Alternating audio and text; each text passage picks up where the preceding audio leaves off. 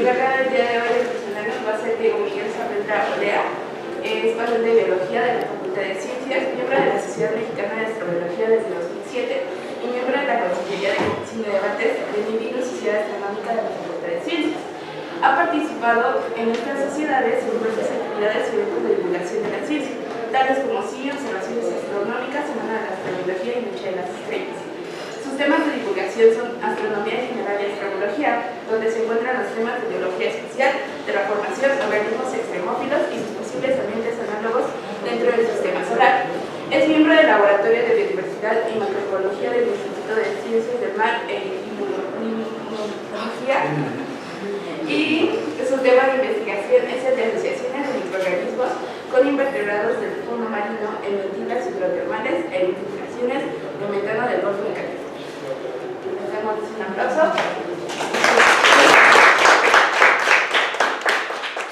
Muchas gracias a Nibiru y a Yerusha por la presentación.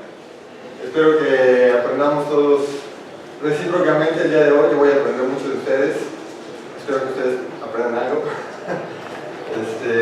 Aprovecho el anuncio de Yerusha para invitarnos a todos a acercarse a la Sociedad Mexicana de Astrobiología, que es una sociedad llena de investigadores de altísimo nivel, la mayoría de aquí del Instituto de Ciencias Nucleares, pero hay muchos institutos de aquí del Distrito Federal y fuera de él.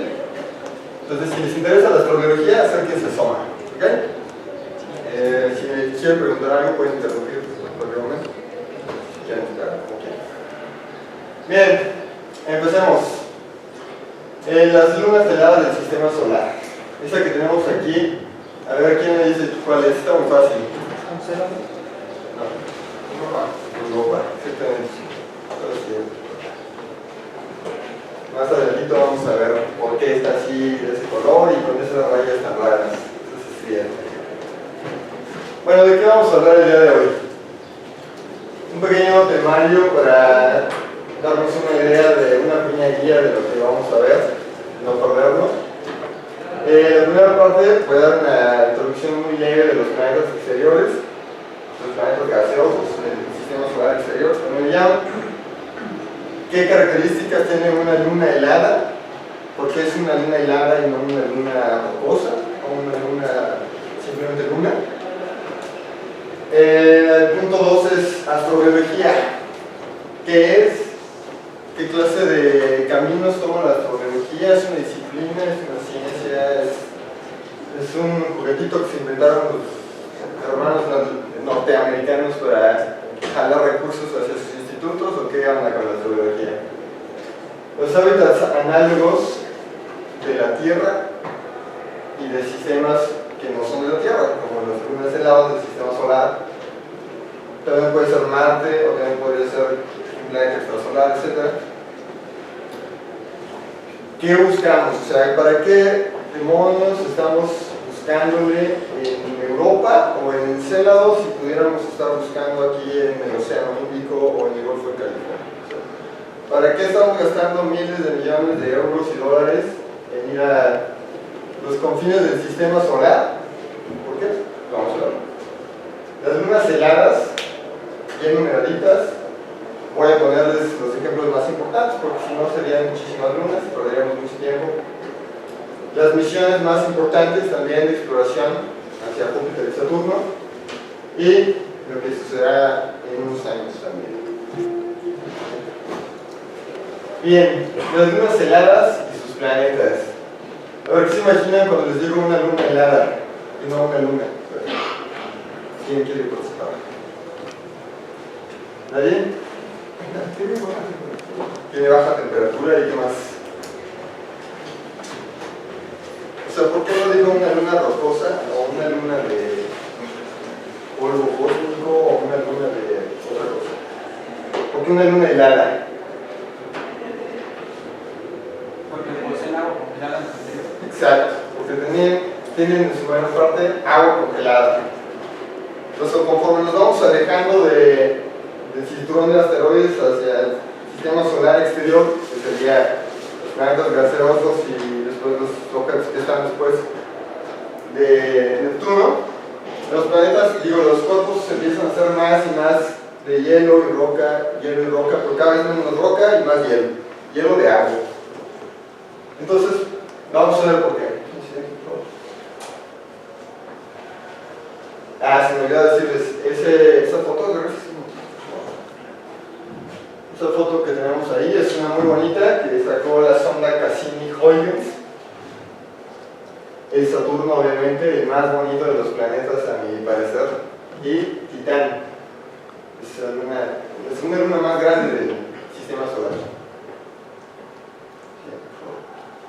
Bien, primero hay que aclarar, como ya todos sabemos de la primaria, que los gigantes gaseosos son los que tienen el mayor número de lunas y cuerpos y pequeñas piedrecillas y anillos que están girando alrededor de ellos, como el gigante Saturno. A ver qué otro de estos dos tiene anillos, pero en posición oblicua al paralelo del sistema solar. ¿Cuál? La mayor parte de ellos están compuestos de elementos un poquito más pesados que los del Sol, que antes a principios del siglo XX todavía se creía que los planetas gaseosos eran enormes primos del Sol que estaban hechos de helio, pero después se vio que no, están hechos de cosas más pesaditas como nitrógeno, como argón, como algunos gases nobles.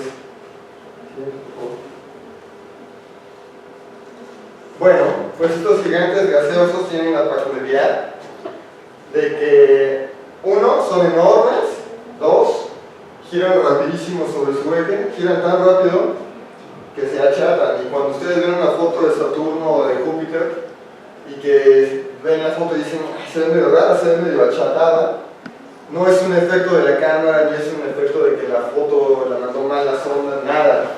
Después es que la velocidad en el polo de los gases es tan rápida que achata el planeta y se ve aplastadito, como un melón aplastado. Júpiter y Saturno tienen cierto parecido, digamos, entre comillas. Tienen hidrógeno molecular en la parte más exterior de su atmósfera. Saturno tiene una enorme capa de hidrógeno molecular, es un modelo, por supuesto, no podemos saberlo con exactitud, pero sí podemos acercarnos bastante. Después seguiría la siguiente capa de helio metálico, y después, quién sabe, pero podría ser un núcleo de alguna clase de roca, no se sabe. La presión ahí es absolutamente demencial. Y después tenemos a sus hermanos, entre comillas, menores, que serían Neptuno y Urano, que son, si estos dos son primos, estos dos son primos lejanos de estos dos, pero son como primos cercanos entre ellos. ¿Por qué? Porque son planetas gigantes gaseosos, pero helados. Aquí tienen muchísimo, las temperaturas son bajísimas, el hidrógeno molecular es distinto al hidrógeno molecular de Júpiter y Saturno. No distinto en que no es hidrógeno, es un hidrógeno diferente, sino que la temperatura hace que se comporte de manera distinta. Después tienen abajo capas de hielos de diferentes tipos de hielo. Hielo de agua, ya ven que hay hielo numerado que va teniendo diferentes características físicas dependiendo de la presión, de la temperatura y de qué tan cerca están las moléculas de hielo unas de otras. Y después sigue el núcleo teórico rocoso. Bien, ahora vamos a ver qué pasa con las lunas heladas. ¿Por qué tanta resistencia con que sean heladas o no? La siguiente, por favor.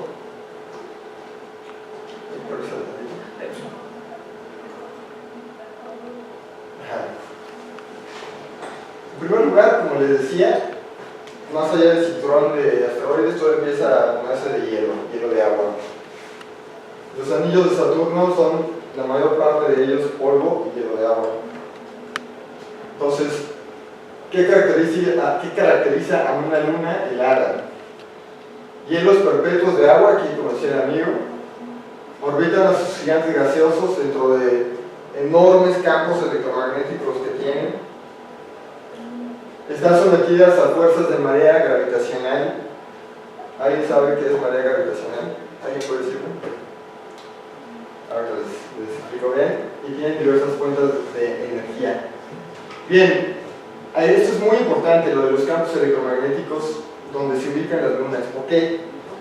Porque si nosotros mandamos una sonda y no la adaptamos, no la construimos bien para que resista la fuerza iónica a la que ser sometida cuando pasa por el campo electromagnético de Júpiter, por ejemplo, que es tremendo, se extiende unidades astronómicas más allá de su frontera de nubes,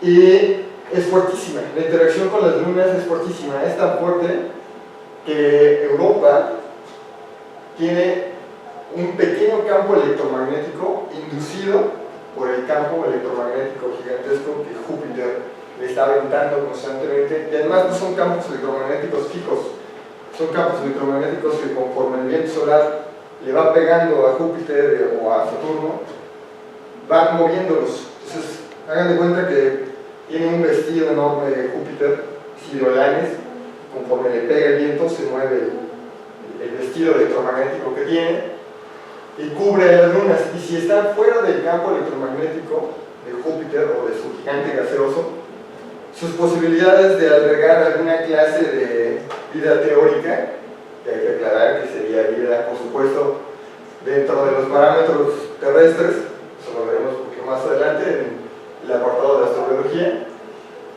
Si está fuera del campo electromagnético, la Luna prácticamente no va a tener energía disponible para albergar nada, ni para calentarse, y va a ser básicamente un pedazo de roca girando alrededor que atrapó el campo gravitacional del planeta, punto.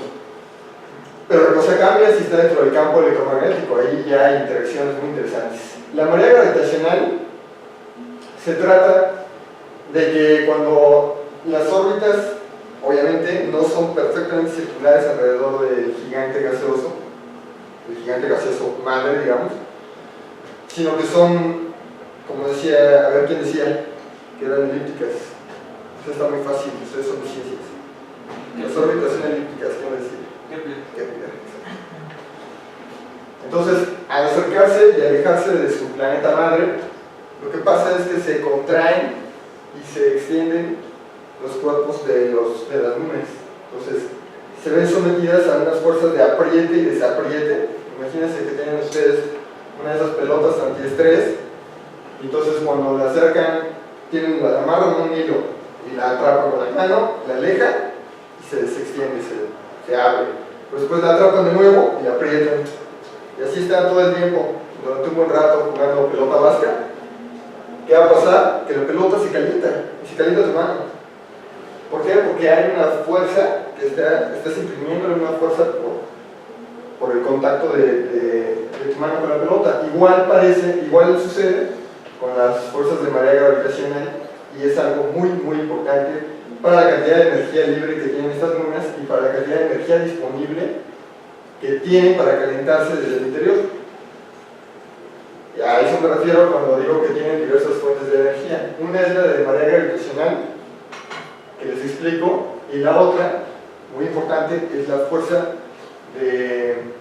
la energía inducida por radiación, por la misma luna que irradia calor desde el centro de su cuerpo, y también porque durante la formación del sistema solar es muy posible que esa luna no haya tenido una órbita estable como la tiene ahorita, que por ejemplo Encélado tiene una órbita que le da la cara a su planeta madre todo el tiempo, entonces como nuestra luna. Pero eso no fue siempre así.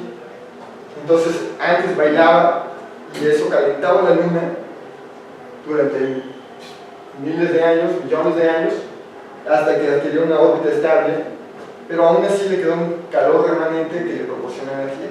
Esa es otra de las fuentes de energía que tienen las lunas heladas. Aún así están cubiertas todo el tiempo de hielos.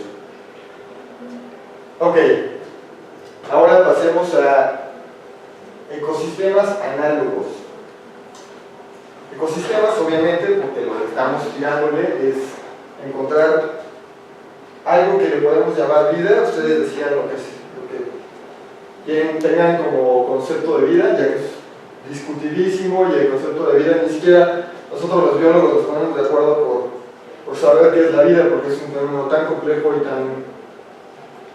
tan grande que no se puede definir. Pero, sin embargo, tenemos nuestro sistema de referencia, Tierra, y es el que usamos para tener un punto de partida bastante estable.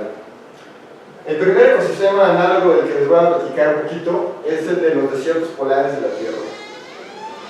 Obviamente, porque se parece muchísimo al de los desiertos polares, de las lunas heladas con océanos congelados en la superficie de ellas. ¿Por qué se parece? ¿Por qué creen que se parecen los desiertos polares de la Tierra a los desiertos polares de una luna helada?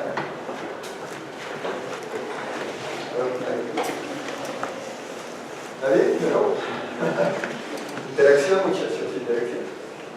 Porque obviamente las temperaturas son muy bajas, la desecación es muy baja. Si existiera alguna clase de organismo, sería un microorganismo muy simple, y ese microorganismo tendría que aguantar 1. Temperaturas bajísimas, 2. Niveles de radiación fuertísimos, 3. Niveles de desecación grandísimos, y una falta de nutrientes bajísima, también altísima, ¿no? O sea, no tiene nada de nutrientes, es totalmente oligotrófico, como le diríamos.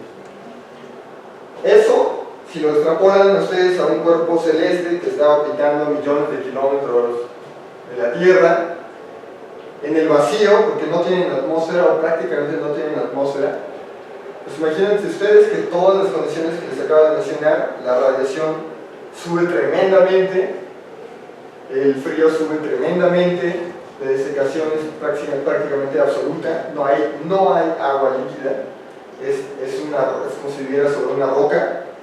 Entonces la bacteria teórica tendría que alimentarse de manera química, es decir, no tendría forma de sustentar sus fluidos corporales de bacteria. Tendría que aguantarse, a ver cómo le hace, si es que existe algo ahí, claro. Ahorita vamos a ver por qué es posible que sí exista algo ahí.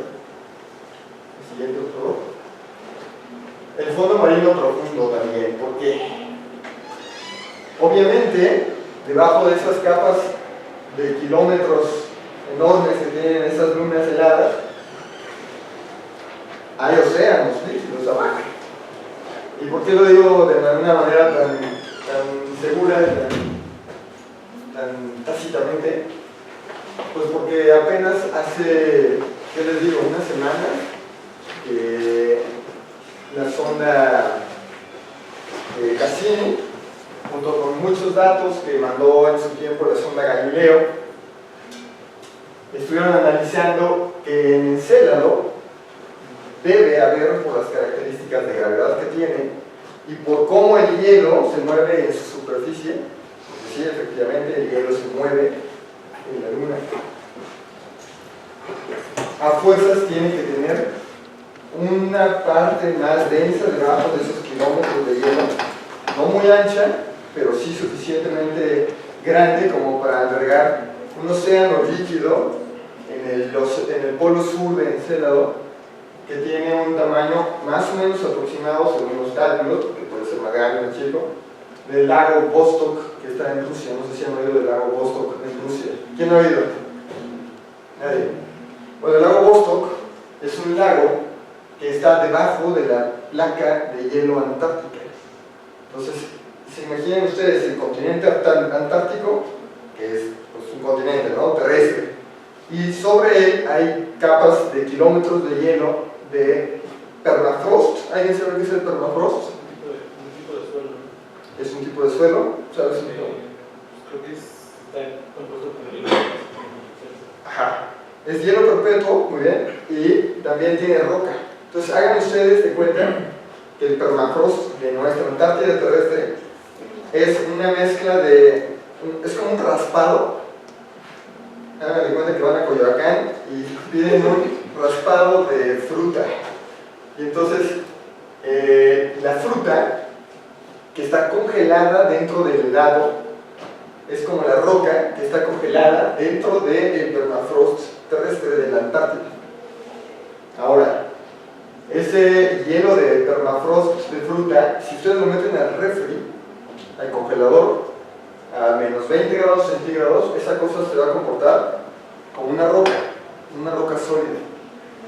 Pero sin embargo, debido a sus características físicas y físico-químicas, si ustedes le imprimen un poquito de energía a su helado, poniéndole la mano, por ejemplo, en el cono, le van a transmitir calor, y eso va a hacer que ya no se comporte como una roca, sino como un fluido muy viscoso. Entonces, muchas veces ese permafrost en la Tierra se comporta como una roca sólida, como si fuera el granito más duro, o también se puede comportar como si fuera algo muy fluido. Eso se puede ver, justamente acabé de leer ayer la nota de que se confirmó por un satélite de la NASA, que no me acuerdo cómo se llama, pero es de meteorología, que una placa enorme de 20.000 hectáreas de hielo, no sé cuánto, de la placa antártica por el calentamiento global, se desprendió, y era una placa que se creía que no iba a suceder eso dentro de miles de años, porque el permafrost permanece congelado y enfría el resto de la Antártida, y entonces hace que todo se comporte como una sola pieza. Pero se vio que no, que tiene un comportamiento totalmente impredecible. Ahora, ¿eso puede pasar en una luna helada del sistema solar? Por supuesto que sí. Obviamente que las temperaturas en una luna helada son bajísimas. La temperatura promedio de Encélado en el Ecuador es de menos 300 Fahrenheit, que eso quiere decir como, si no me equivoco, como menos 180 grados centígrados Celsius. Y en la parte inferior del polo, que les digo que es donde está a ver cómo les explico mejor. Háganme ustedes de cuenta que está una pelota de básquetbol. Y entonces tienen ustedes una mosca, que es la sonda. Entonces la mosca va y viene, así va dando varias vueltas alrededor de la pelota. Y la mosca siente qué tan caliente o qué tan fría está la pelota. Es una analogía que estoy poniendo para hacer un comparativo con la sonda Cassini, que está midiendo la gravedad de la Luna, y entonces cada vez que pasa hace una medición y revisa qué tanta gravedad tiene en todos los puntos del polo del Ecuador, y luego se va y lo regresa. ¿Okay? Entonces, justo en la parte sur del polo había una anomalía que era del 0.2 o 0.3 milímetros por segundo de variación de la velocidad de la nave, y eso le bastó a la sonda para darse cuenta que había una anomalía gravitacional que no podía explicarse si el cuerpo era totalmente sólido.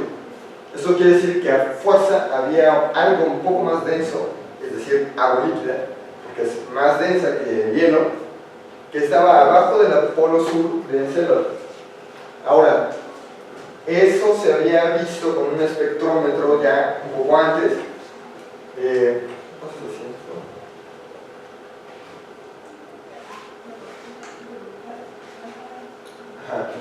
Pues eso es lo que les decía del ecosistema ártico y antártico. Ahorita les platico un poco de las lentinas. Eso se había visto en unas líneas que tiene Encélado en la parte del polo sur, la parte inferior, les dicen las líneas del tigre. Entonces, justo en estas líneas, con una cámara infrarroja se nota que hay una proporción mucho más grande de emisión de calor, y entonces teorizan que está ahí un lago enorme, gigantesco de agua líquida. Bien, vamos a dejar por un momento esto de los lagos internos y vamos a explicar un poquito la otra parte de interés astrobiológico, que serían los océanos, perdón, los océanos que están debajo del hielo. ¿Por qué sabemos que hay, o sea, por qué otra razón sabemos que ahí hay un océano líquido.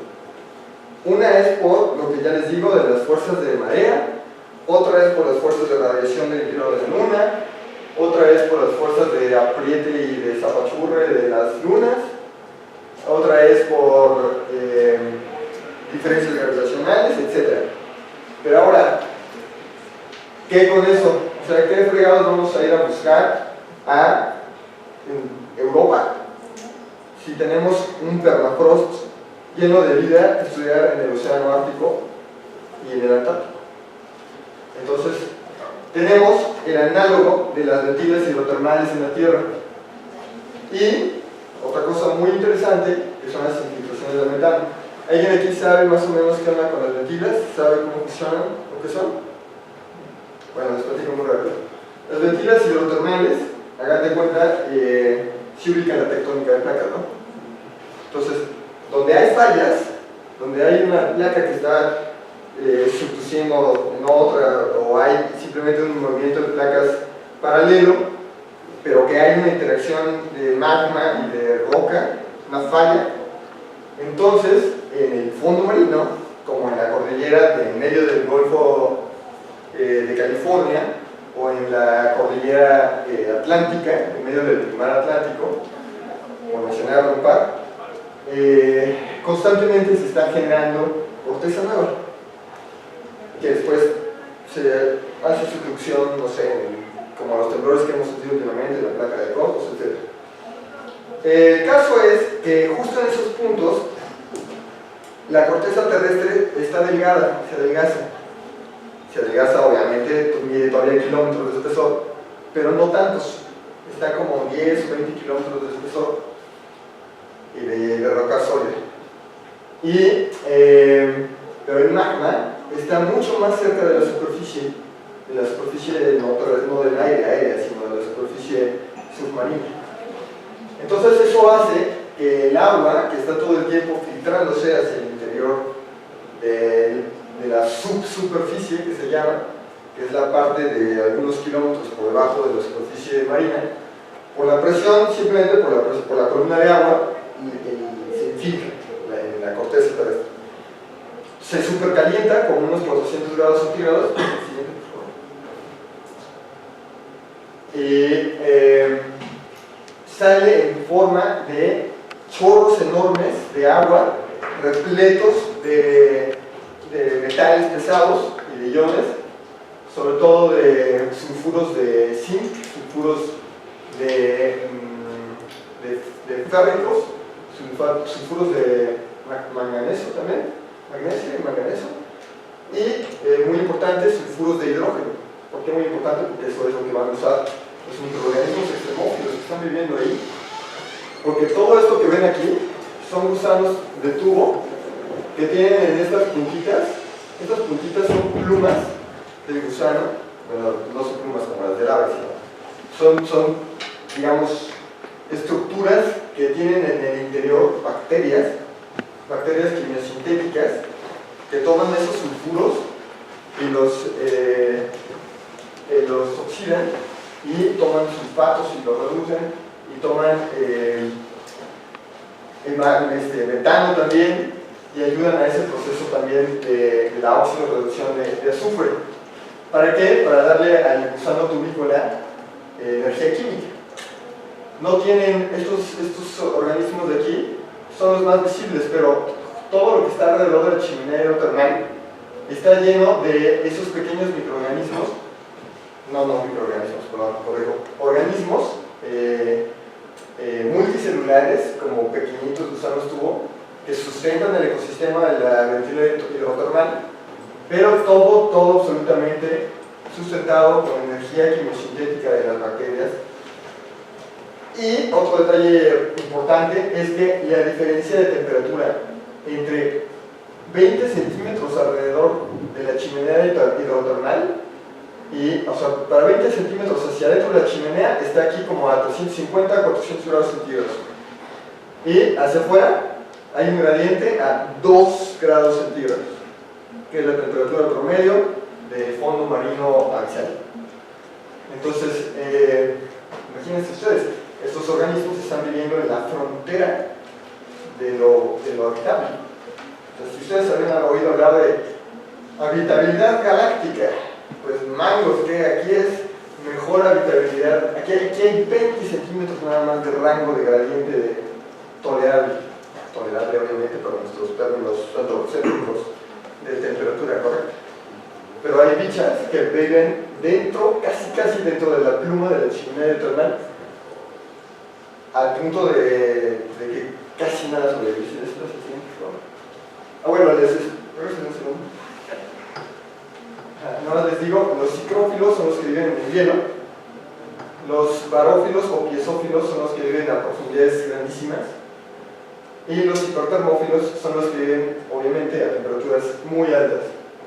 Y esto de extremófilo, repito, es un concepto muy antropocéntrico porque es extremo para nosotros, pero nuestra vida es extrema para esas bacterias que llevan ahí millones de años viviendo, ¿no? Entonces, esos ecosistemas, como les decía, están totalmente basados en la quimiosíntesis bacteriana, totalmente. O sea, no hay entrada energética de nada, excepto de algunos restos de la superficie que van cayendo hacia ese hábitat, pero son muy pocos. Son tan pocos que es despreciable lo que entra. Entonces, para fines prácticos, no hay entrada del mundo superior fotosintético. Que por cierto, hay una bacteria, ahora que me acordé de lo fotosintético, que descubrieron que fotosintetiza, pero no con energía solar, sino que adaptó un mecanismo de, hagan ustedes de cuenta como de fotosíntesis, pero no con luz visible, sino con luz infrarroja. Entonces, esa bacteria está alimentándose de precipitados minerales en el fondo marino abisal con temperaturas altísimas y fotosintetizando con energía térmica no visible. ¿Está padre? Siguiente, por favor. Aquí lo que les explicaba, pero un diagramito un poco más entendible. Está el magma a 1200 grados, está la zona de reacción a 400 grados centígrados. Obviamente la columna de agua, cuando digo columna de agua es a partir, no sé, del fondo marino profundo 2000 metros hasta 11.000 metros. ¿Okay? Entonces el agua se infiltra, entra, se calienta muchísimo y sale por el eje de la chimenea termal, la cual va creciendo en sentido horizontal a 0.1 centímetros por segundo. Y bueno, todo lo que dice, ¿no? Un flujo concentrado, está todo el tiempo echando sulfatos férricos y sulfatos de azufre y madre mía. Y la mayor parte de los elementos que están alrededor son, obviamente, de metales, porque la chimenea se hace como metálica, se hace como de zinc y de hierro, de muchas cosas así, y de depósitos, digamos. Esta es un mapita, nada más para que vieran dónde están los puntos principales de zonas de vertido hidrotermal. Aquí en la zona del Golfo de California hay unos importantísimos, tanto que cuates de todo el mundo, de Francia, del IFREMER, del Instituto de Investigaciones Francesas Submarinas, de Canadá, de Alemania, todos los que son así como disque wow de investigación marina, australianos, vienen al Golfo de California a tomar muestras y estudiar nuestras vertidas hidrotermales, porque hay un sistema aquí muy interesante de flujos y de muchos nutrientes que se alimentan del ex río que bajaba del Colorado, etc. por otras razones. Así. Ok, ahora sí, ¿por qué estoy duro y dale con lo de las vertidas hidrotermales? ¿Y por qué estoy duro y dale con lo de ecosistemas acuáticos y con lo de infiltraciones de metano? ¿Hay quien sabe qué es una infiltración de metano? Ok, tenemos Europa, luna de Júpiter. ¿Qué es lo primero que se nota? Surcos. ¿Y qué más? Otra característica.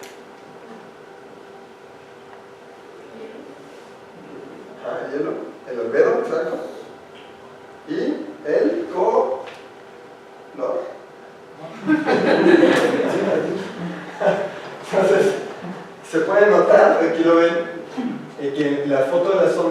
nos muestra que la superficie es prácticamente lisa. Eso es importante.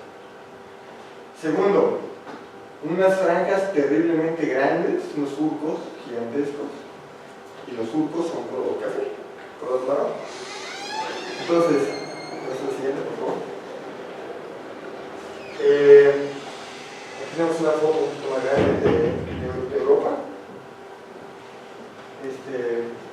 Aquí podemos ver que tiene algunos que otros impactos de cráteres, de meteorización, pero el promedio calculado para la superficie de Europa es de no más de 10 millones de años. ¿Se imaginan ustedes? Eso es nada en tiempos geológicos. Eso es como un pestañeo. Eso quiere decir que hay a fuerzas una renovación del hielo que está entrando y saliendo, o de alguna manera renovándose sobre la superficie de Europa. Dos. Dale, sí. Perdón, 30 millones de años, ¿cómo les dije 10? El campo magnético generado, lo que platicábamos hace un momentito, por interacción con el campo magnético joviano de Júpiter. Esa interacción es inducida, pero eso es una de las, no son pruebas, pero sí son características que hacen muy fiables los datos que indican que abajo hay un océano líquido. ¿Por qué? Porque hay un océano líquido que debe ser un océano salado de minerales que está moviéndose como si fuera una pila. Entonces, por el campo inducido de Júpiter, tiene Europa su propio campo inducido. Eso es muy importante porque lo protege de la radiación exterior solar, uno, y de la protección y de la radiación del campo de Júpiter, porque Júpiter arrasa y fría absolutamente todo lo que se mueva sobre la superficie con su gigantesco campo magnético. El océano es aproximadamente de 90 kilómetros, es lo que calcula de profundidad. La superficie de hielo varía, puede ser como de alrededor de 40 kilómetros, o más o menos. Y las sales que les digo que están dentro del océano son sulfatos de magnesio, férricos y sulfuros, de zona parecida, metilas hidrotermales, en resonancia orbital con esta luna, Io. Es decir, hay puntos en los que hay ciertos puntos de las dos órbitas en las que se juntan las dos órbitas al mismo tiempo y generan una fuerza mucho más grande, gravitacional, y eso hace que las dos lunas se aprieten y se desaprieten con mucha más fuerza que como si lo hicieran solamente para ella sola. Aquí tenemos un pequeño diagramita que nos indica cómo está la onda del interior teórico de Europa. Hay dos modelos principales. El primero es el modelo raspado de frutas y el segundo es el modelo raspado que ya se les decía. Entonces, tienen ustedes el centro metálico de Europa, que ese sí es muy posible que sea metálico porque es una luna, no es un planeta gaseoso raro. Después, son cuerpos muy fríos, evidentemente, su formación fue fuera de los linderos de los planetas interiores, entonces es poco probable que tengan un magma líquido, por lo menos en la parte cercana al núcleo. Está frío, está como duro, es una piedra dura. Pero, sin embargo, todas esas fuentes de energía que ya les he platicado le dan calor, le dan energía. Tiene aquí el Warm Convecting Ice, que es el raspado que se mueve básicamente. Esto es como una superficie de hielo que al apretarse y desapretarse de la luna abre la superficie, como cuando tiene una cortada en los dedos y están manipulando cosas y se les abre y se les cierra y se les abre y se les cierra, igualito. Entonces eso hace que salga y entre material del teórico hielo, permafrost, o del teórico mar líquido, y entonces que haya un contacto del mar líquido lleno de sulfatos y de cosas así con la superficie que está cubierta de las franjas marrones que decíamos hace un rato. Y esas franjas marrones son de igual manera compuestos férricos, compuestos de magnesio, compuestos así, pero también hay compuestos preorgánicos. Muchos que son por las interacciones gravitacionales de las lunas tomados de sus hermanos lunares, como ahí. Eso es lo que les platicaba de las diferencias y de la estructura de las lunas. Entonces hay el corazón metálico, el core, la capa de roca, que posiblemente tenga actividad geotermal por el tamaño de la luna, por la energía de marea y por la energía radiante, los 100 kilómetros de océano profundo. Esto es grandísimo. O sea, el océano más profundo de la Tierra son 11 kilómetros. Y aquí son 100 kilómetros aproximados. Pues imagínense ustedes las interacciones que podría haber aquí, en caso de haber alguna clase de bacteria, ya se hubieran adaptado muchísimo a ese ambiente marino. Ahora, como las grietas dan hacia el vacío, no hacia una atmósfera, aunque sí tiene una atmósfera muy leve, sobre todo de oxígeno e hidrógeno, de sus hermanos que van pasando y atrapa Europa hidrógeno y atrapa oxígeno, y de la superficie de Júpiter también, pero el hidrógeno se le escapa por la poca gravedad que tiene, pero el oxígeno no. El oxígeno se le queda, entonces tiene a .00 no sé cuánto de, creo que .00 al 10 a la menos 11 átomos de oxígeno de atmósfera. Pero bueno, por el caso es vacío. Entonces obviamente, ¿qué pasa cuando tienes una presión aquí grandísima y aquí vacío? Ahí. Se escapa el material, ¿no? Exactamente. Y entonces tenemos géiseres de material, de agua, con minerales y sustancias orgánicas que escapan por las fracturas de la luna, y está básicamente invitando a la vida a crecer. Siguiente, por favor. Es lo que les decía del lago Simi. Una foto padrísima que se tomó en julio del año pasado. Ajá. No se distingue bien, pero por aquí estamos nosotros. La siguiente foto, por favor. Ahí estamos. Como decía Carl Sagan, ¿no? El pequeño puntito azul. Estamos. Después en Célado, en lo que les decía de los géiseres de 200 kilómetros, ahí se ven claritos los géiseres, ¿verdad? Aquí abajo. Porque salen del polo sur normalmente. Y se acaba de detectar también hace unos meses, no se había visto, y se vio que en Europa también hay. Lo de las sales minerales, la distancia, esos son como lo que pensaban que tenían muchísimo menos energía disponible del interior, pero el exterior sí, la capital. Es la posición en la órbita de Saturno.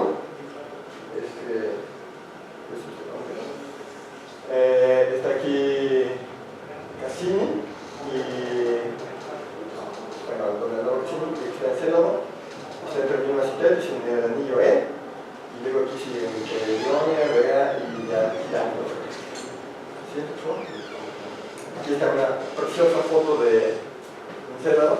Si alguien dijo que los que tienen barritos son feos, eso es un falso. Tiene aquí, ven como aquí hay como algo raro. O sea, aquí está viejo, aquí hay un montón de golpes y no se cambia la superficie. Y aquí abajo no. Aquí abajo es como si cicatrizara y se abriera. Y estas líneas son las que les digo que son las paduras de la guerra del Tigre, como estilo Charlie. Y estas cosas son de donde está la energía térmica saliendo. Aquí está el océano de Célado. Aquí abajo.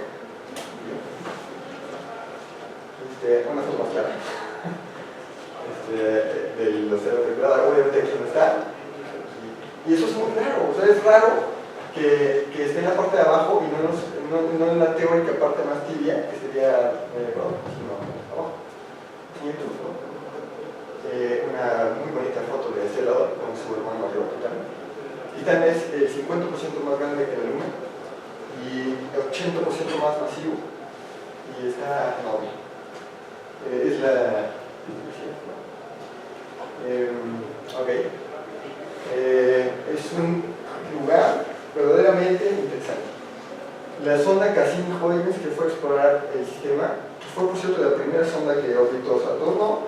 y la primera sonda que detectó la teoría de la relatividad y la confirmó los datos. Y la primera luna en donde se aterrizó con una sonda que era la Huygens, que se separó de la Cassini, del orbitador, y descendió y cayó en un lugar que, si ustedes no le hacen caso a los menos 185 grados centígrados que hacen afuera, pareciera que están en Acapulco.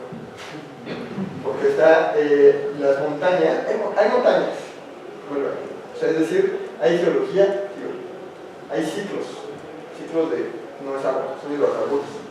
Llueven hidrocarburos, la atmósfera es de nitrógeno, 6% de hidrógeno y un montón de gas líquido que está lloviendo todo el tiempo.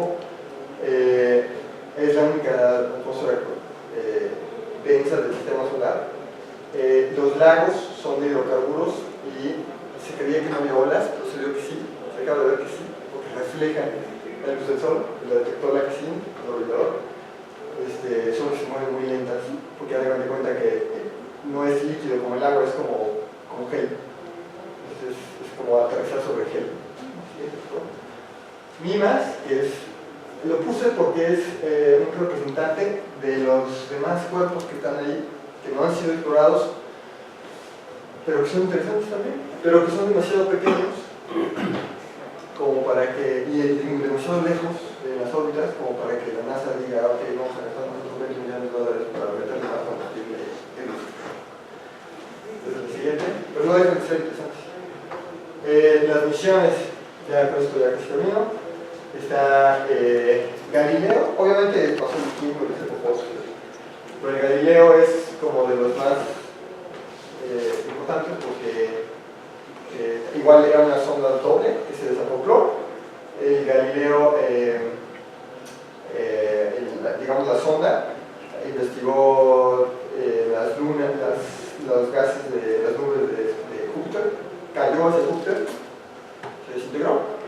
El orbitador se quedó todavía hasta 2003 sacando un montón de fotos y ayudando a entender lo de las géiseres en Encélado y los géiseres en Europa, mediciones de gravedad, mediciones de radiación, mediciones de campos electromagnéticos, todos esos datos que ayudan a que la teoría sea bastante más sólida con lo que se sabe de esas lunas y el planeta. Y al final, en vez de dejarlo volando por ahí, orbitando, iba a caer en algún momento, pero podía chocar con el mundo. Y no querían eso, porque si hay alguna clase de bacteria europea y nosotros la contaminamos con nuestras bacterias terrestres, una que se haya colado, ya valió el ecosistema de él. Entonces lo que hicieron fue desviar la sonda hacia la atmósfera de Júpiter y se fundió. Esta es la Galileo, aquí vamos a una fotografía. Siguiente. Esta es la Cassini-Huygens de la que tanto hablo. Esta también muy importante, que fue un trabajo conjunto de la Agencia Espacial Europea, que construyó el orbitador, la NASA, y la antena la construyeron los italianos. ¿Y qué pasa? ¿Qué es lo que sigue? En la Tierra, los japoneses estaban intentando llegar a 7.000 metros, 7 kilómetros debajo de la superficie marina. Y ellos tienen en su mar territorial la fosa de las Marianas, que está a 11 kilómetros, entonces 11 más 7. Ellos están intentando llegar a 18 metros bajo la superficie marina. Con el Ultra Deep Sea, pero no sé si se acabaron los bienes, ya no se vieron nada. La sonda Juno es un orbitador que va en camino. Hace, creo que en 2012, pasó otra vez cerca de la Tierra, sacó fotos de la Tierra para acelerarse y se lanzó otra vez hacia Júpiter. Iba a llegar en el 2016 y esta sonda va a explorar Júpiter, no así como en el plano de los planetas, sino en el plano polar, para que no le afecte tanto el campo magnético, y va a estudiar precisamente el campo magnético de Júpiter. Y si la NASA suelta los dineros, en el 2022, la JUICE, que va a estudiar Europa, Ganímedes, que se acaba también de ver que tiene algo muy interesante como Europa, y Calixto. si hay daño. Y si no, pues animado. Nos quedaremos cubriendo las ventilas en el mar en la costa de Guadalupe. Siguiente. Y pues muchas gracias. Este es el submarino japonés, el Shinkai 6500. Es una maravilla técnica que permite bajar a 6500 metros. Con 3 o 4 capas. ¿Ya? ¿Tienen preguntas? Más o menos a qué altura del océano debajo de los hielos se podría estar esta vida teorizada. ¿Habría que probar?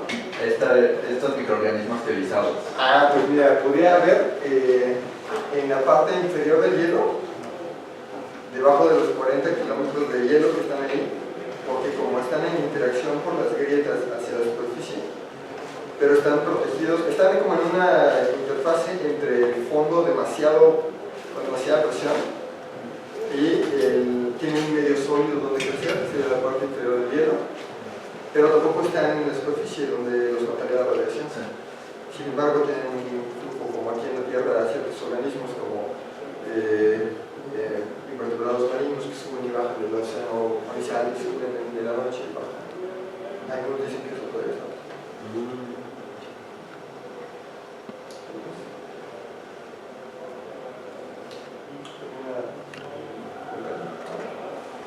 Bueno, pues muchas gracias entonces por su atención. Espero que les haya gustado la presentación.